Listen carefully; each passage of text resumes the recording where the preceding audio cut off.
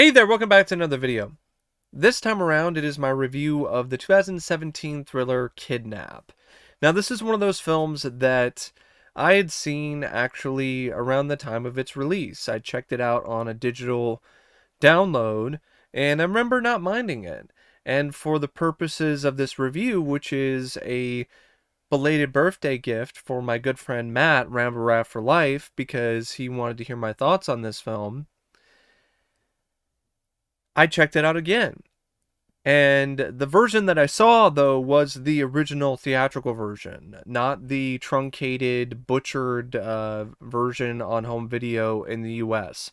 For some fucking reason, Universal decided to not release the uncut theatrical version of this film on home video here in the United States. But overseas, in Canada and other countries, the uncut version is available. Why? I have no fucking clue. To this day, I still do not understand why this film was even edited for home video. It's one of those mysteries, and it's a really puzzling thing when it comes to the thought process of why Universal thought this was necessary. Why? I mean, the film wasn't a huge hit in the box office, but it made a little bit of a profit. And there were people who did enjoy it. And by providing those people with a misleading, bullshit home video release that is an edited version that nobody asked for, you are essentially fucking fans of this film, what few there are, in the ass with no lube. And in my opinion, they should do another release and re-release the theatrical cut in the US. It's available streaming. You can even go on YouTube right now and look up Kidnap and you can find the uncut theatrical version. That's how much of a fuck Universal gives when it comes to this movie, but at the same time, why is the digital version, why is the streaming version the uncut version, and the version on Blu-ray and DVD isn't? It's just a fucking clusterfuck. It's one of the more recent instances of just absolutely piss poor handling of a home video release I can think of. So yeah, Kidnap is one of those films that critics absolutely savaged and destroyed when it came out, and you would think that the makers of this movie kidnapped their kids when it comes to the amount of vitriol people had for this movie. Uh, I don't get it. It's not that bad. It really is not. This is one of those films where I would highly recommend you not pay attention to the myriad and multitude of bad reviews and see it for yourself, because it seemed like there was some kind of fucking agenda at play. Like the critics were paid something on the side to hate on this film as hard and as often as possible. So the film is directed by Luis Prieto, and this is a guy who hasn't done a whole lot. He did a remake of a film called Pusher, and then he did this movie, and then after Kidnap, he really hasn't done anything. And I would say it's honestly a little too bad, because it seemed like this was a guy who was starting to get his feet wet, starting to really figure out and um, find a way to hold his own as a director. And then after this film came out, just didn't get any jobs. And what's also unfortunate is that this movie was actually finished and was intended for release in 2015, but it didn't get a release until 2017 because the company Relativity Media went under. So that created a lot of legal issues that were not solved until the film was bought by a different distributor in Universal. And that's why the film was released 2 years after it was finished and it already had a copyright for 2015. This film was actually shot and I think completed in 2014. So there was quite a long wait until this film was actually released. It's actually a miracle that it was even released to begin with because of the fact that there was such a long amount of time in between the film not finding a distributor and all of the legal red tape and everything that was involved with the movie and the rights for the film. So Universal fucked up with the home video release of this movie, but I got to give them credit for actually spending the money to obtain the rights and release this movie because otherwise it would not have really been seen to begin with. It would have just been a tax write off. So I think that's another reason why Luis probably didn't get a lot of extra work after this film is because of the fact that there was such this long period of the movie not even coming out.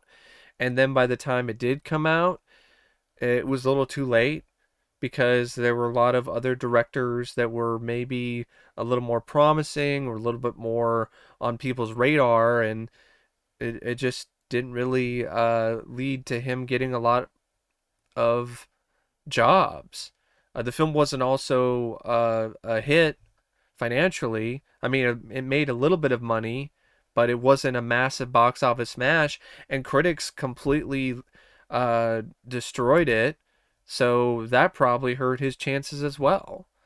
But I think he did a good job. I like a lot of his choices here, directing wise. There's a lot of visceral, really intense camera work in this. There's also a lot of camera work here that is very ambitious and different.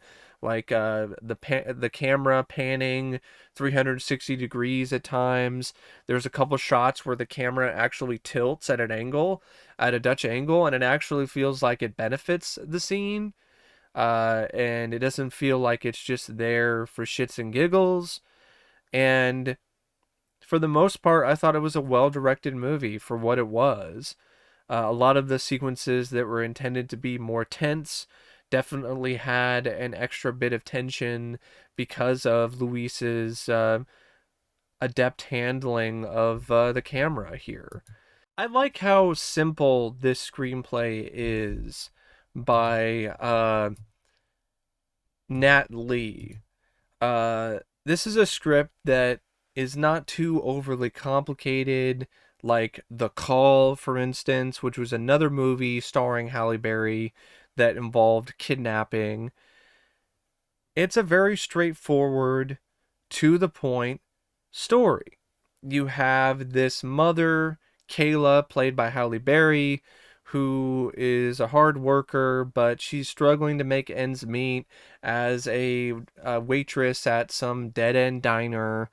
And all she wants to do is get off work and take her kid to the fair at the park, and she's having to deal with all this shit from these unreasonable customers. You got this family who is complaining about their order not being exactly right, or complaining after the fact, really. It's not that the order wasn't right, it's that you have this fat ass son of theirs who's bitching about the fact that he got bacon instead of hash browns when he didn't even ask for hash browns. Like, that shit is so frustrating. I work in retail, so it's a different kind of thing, but I've dealt with that before where somebody will be saying one thing and then you get that thing for them and you help them out with that, and then they're like, "Oh no, actually I don't want that. What I want is this. Could you go get that for me instead?" And then you're just like, so I 100% sympathize with Kayla when it comes to dealing with difficult customers.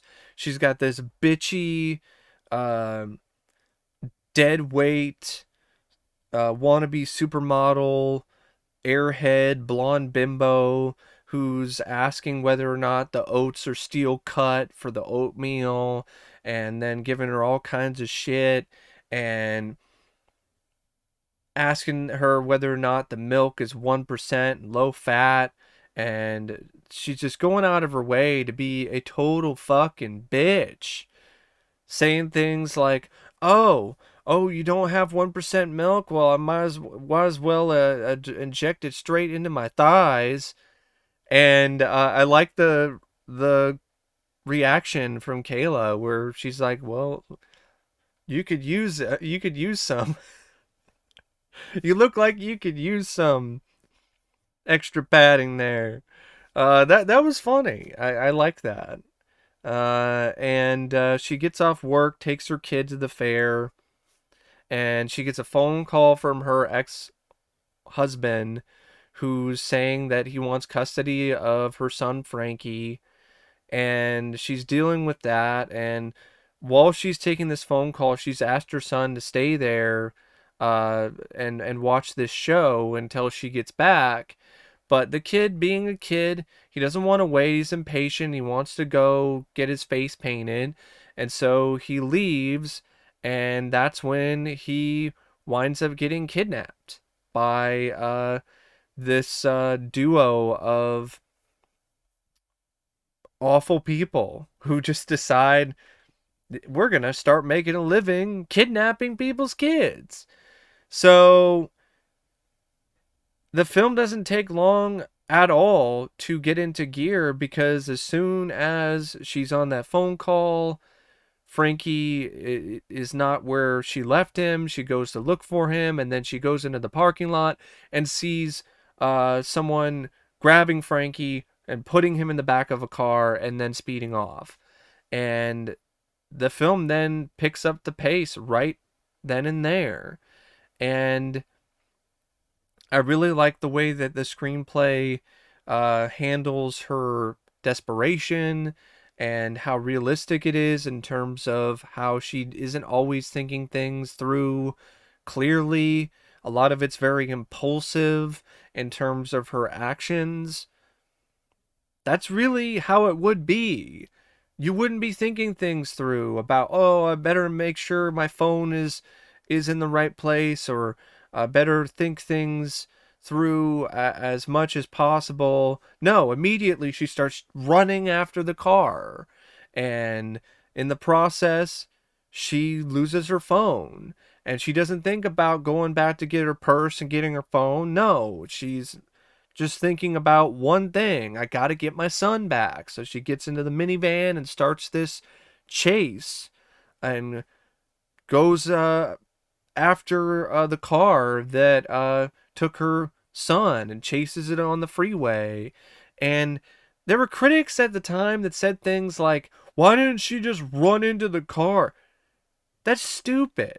Why didn't she just commit potential vehicular manslaughter? Because she could have killed her son. The whole purpose of this, whole reason she's doing this chase, is to try to get her son back in a way where he's safe and sound, not where his neck is broken, or he's severely injured, or he's fucking dead, because that easily could happen if she tried to hit the car. She's in a minivan, and the car that she's chasing after that her son is in is this dinky little fucking piece of shit car that would not hold up very well to a head-on collision. And then on top of that, she could cause a multi-car pileup and cause multiple fatalities. So she decides, no, I'm not going to do that, which is a good decision. I don't understand critics saying it was a bad decision to not immediately play bumper cars on the fucking freeway. I mean, what the fuck? No wonder people are bad drivers. They have mindsets like this. Oh, I better run into it immediately.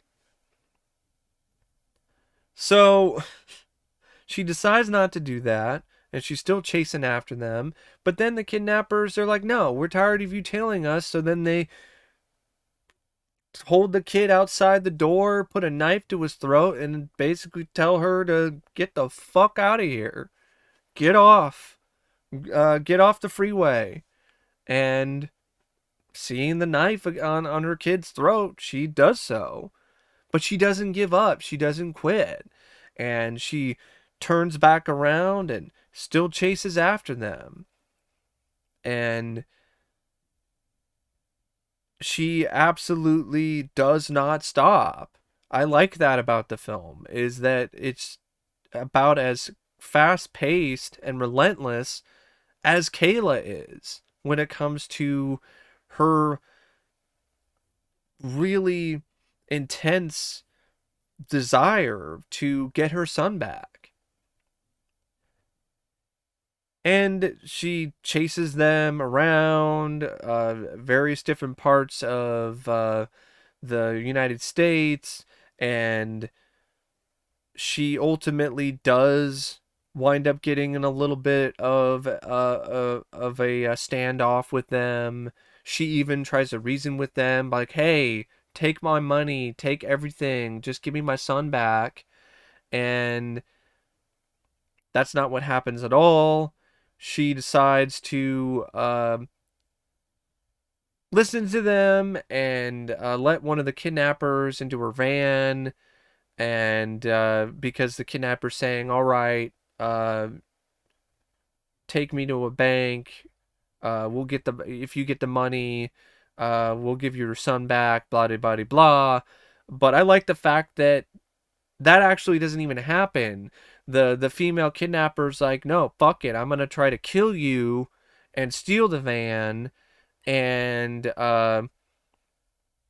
that whole scenario unfolds in a way that is not very expected in this kind of movie. Most of the time, when they're like, "Oh, they're gonna go get the money," and so they get the money and so on.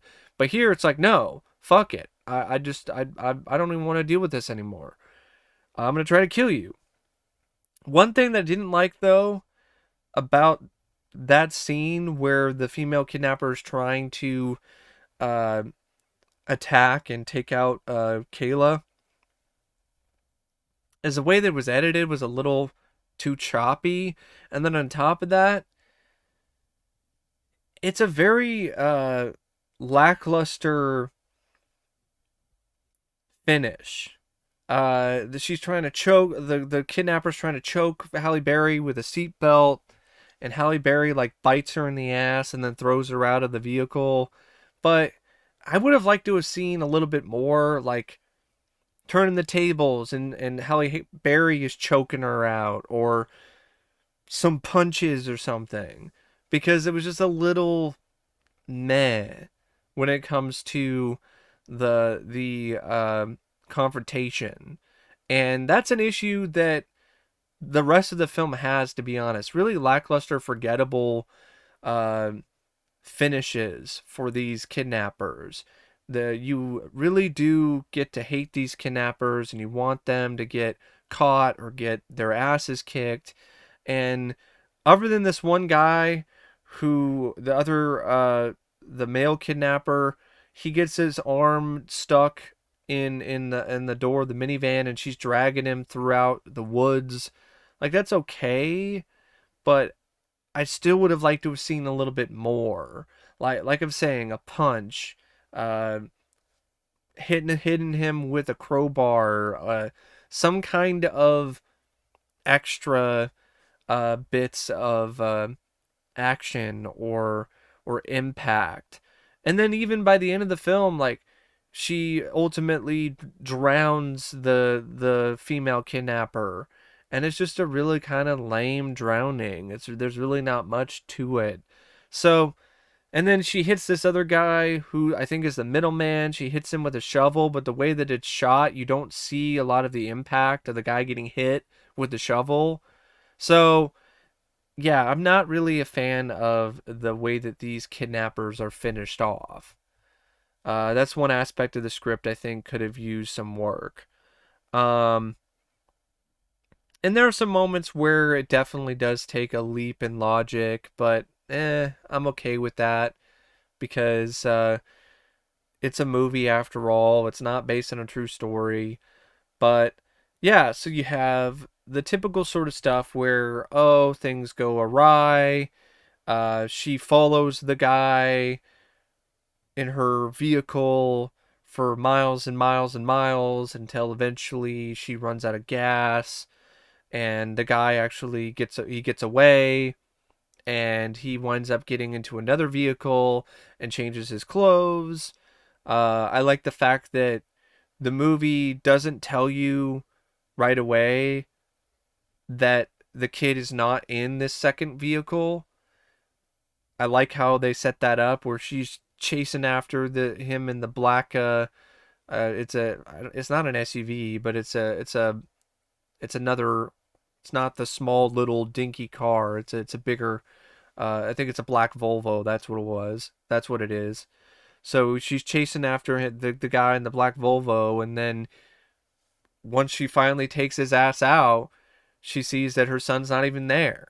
And so then she has to go to his address, and that's where she figures everything out and finds her son and so on. Um, but even before that, there's a really good scene at the police station where she goes to the police station to file a report when it comes to her son being missing and give the police officer all the information about who it is that kidnapped her kid.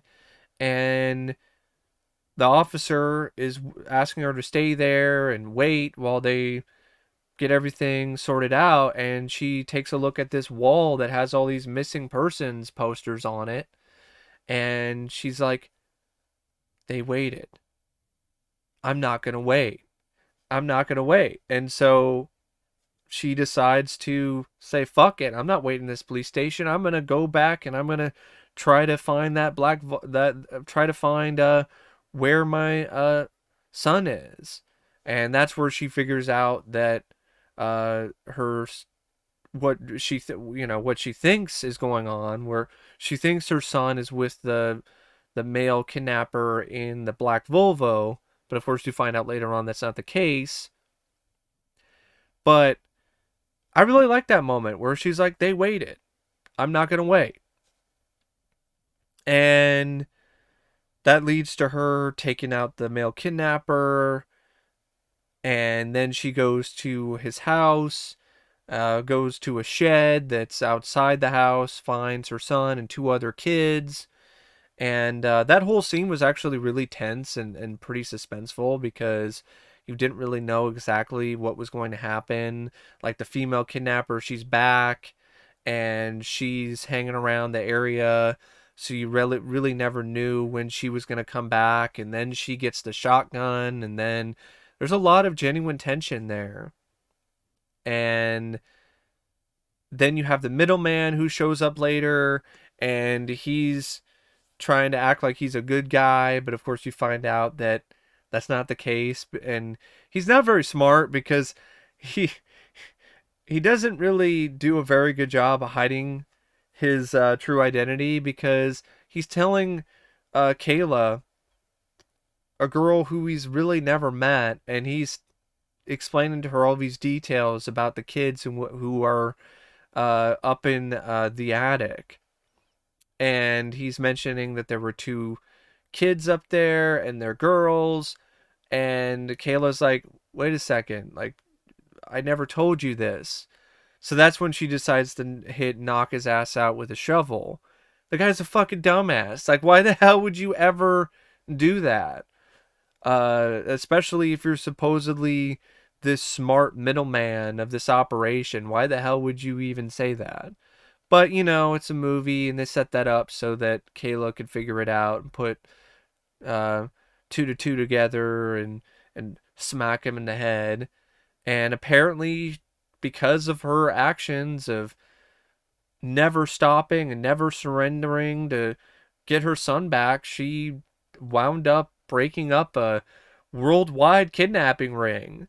Because it's not only a kidnapping ring that was going on in the United States, but it was also one that was going on overseas.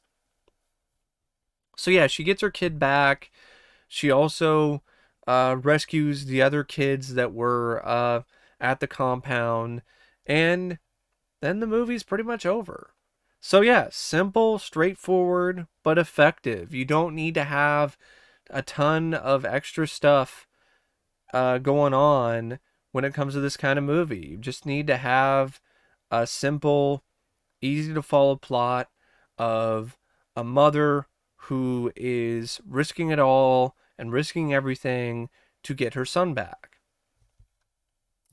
And speaking of the mother, Halle Berry was absolutely fantastic here. She was mesmerizing. She was captivating.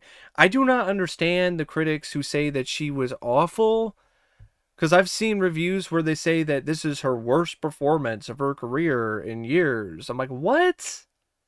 What are you smoking? What are you even talking about?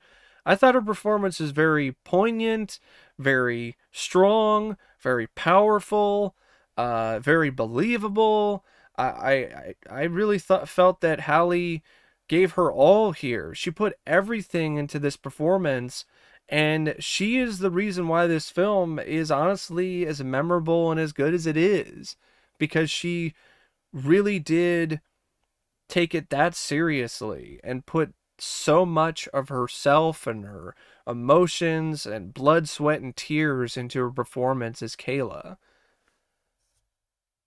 And the rest of the cast, I mean, they're fine. I mean, the kid was likable. He wasn't annoying. Played by Sage Correa, who played Frankie.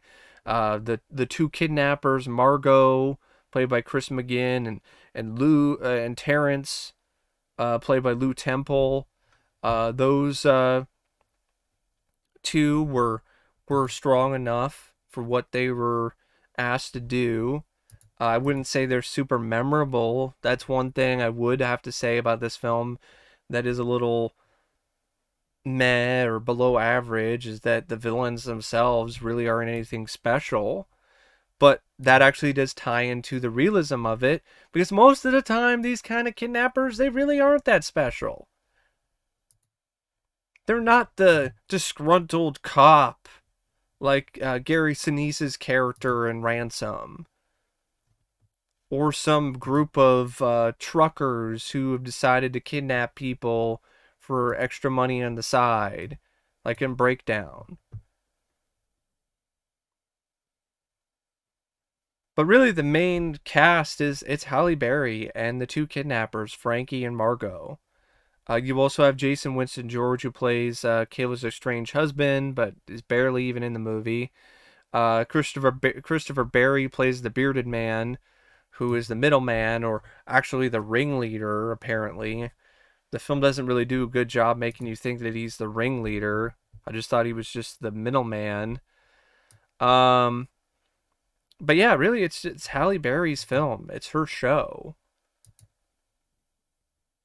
The film has a score by Federico Giusid that has its moments. I would say at best it's an adequate score.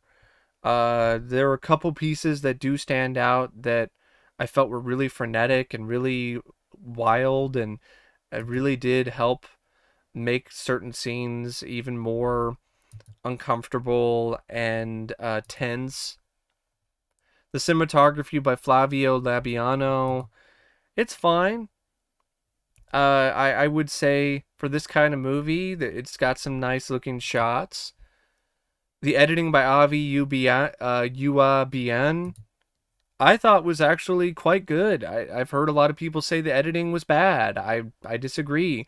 You want to see bad editing? Watch The Call. That's bad editing. Here, there were some moments where it was a little too choppy for my tastes, mainly in a lot of action scenes or moments where Halle Berry's trying to fight someone, but it wasn't to the point where it was irritating or really too much for me to take. And some of the editing was actually really well done. I really like how the film edited in a lot of shots of the mile markers. I don't know if it's mile markers. It's more like the dividers on the freeway. I really like how the film edits those in. It was a really unique way to create a transition from scene to scene. And I like how the opening is edited with the various different shots and footage of young Frankie as he's growing up. So overall, I thought it was actually pretty well edited. The editing was pretty consistent for the most part in terms of the quality, even though it did have some rough patches here and there. But yeah, it goes by at a pretty good pace. I didn't think it was that boring at all. I mean, even when you see the original theatrical cut, it's only like an hour and 28 minutes without the end credits. So it's not a film that overstays its welcome or takes too long to get going. Uh, it's a genuinely exciting, harrowing, and legitimately good thriller. Like I said, I think it's a solid thriller that is definitely underrated, that definitely should be talked about more, especially when it comes to Halle Berry's filmography. I mean, this is not one of her worst movies. It's definitely not one of her worst efforts. Um, she's done way worse. I mean, Catwoman. I mean, that is a million times worse than this. And when it comes to a thriller dealing with a kidnapping plot, I've seen better, but I've also seen much, much worse. So yeah, I think Kidnap is a little bit of a gem when it comes to this kind of film. And it was nice to see Halle Berry play this kind of role. And there was a certain vulnerability to this character that was also really noteworthy. And when it came to her being a badass, she was believably badass.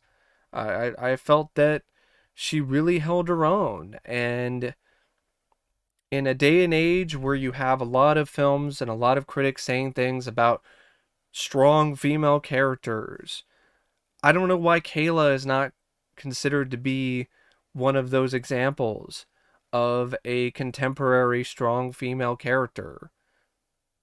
Because this character was strong, was confident, was willing to take a lot of risks, was willing to do whatever she possibly could while she still had breath left in her body to get her son back. And I think that's admirable. And I think that's something that a lot of people can relate to, parents or otherwise. So, yeah, at the end of the day, I would say that Kidnap is it's a good movie. And I would recommend it if you haven't seen it yet because of the bad reviews. Anyway, thanks for watching my review of Kidnap, and as always, I'll see you later. See ya.